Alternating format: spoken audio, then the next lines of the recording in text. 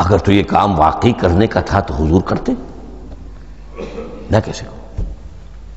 لیکن یہ کہ جب صورتحال بہت لوگوں کی طرف سے دباؤ پڑا کہ نہیں یہ کر لینا چاہیے، ان کے سامنے بھی حکمت آ گئی، تو پھر انہوں نے اتفاق کرتے ہوئے جتنے بھی کاتبین وحی تھے ان سب کی ایک کمیٹی بنائی اور ان کو کہا کہ اب اس قرآن کو مرتب کر کے ایک کتابی شکل دے دی جائے. وہ کتابی شکل حضرت ابو بکر کے دور میں ہو گئی.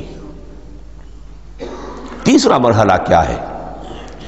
یہ کتابی شکل میں جب قرآن مجید آ گیا اور شروع میں یہ اجازت تھی کہ ہر قبیلے ہر علاقے کے لوگ اپنے لہجے میں پڑھ لیں.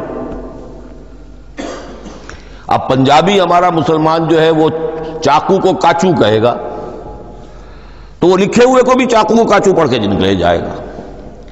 تو مختلف لہجوں میں ہونے سے وہ ان کا جو ہے قرآن مجید بدل رہا تھا. کوئی کسی طرح پڑھ رہا ہے، کوئی کس طرح پڑھ رہا ہے. اب اس کی تشویش ہوئی حضرت عثمان کے زمانے میں، جب دور بہت پھیل گیا، اسلام کا دائرہ دارالاسلام کی وسعت بہت ہو گئی.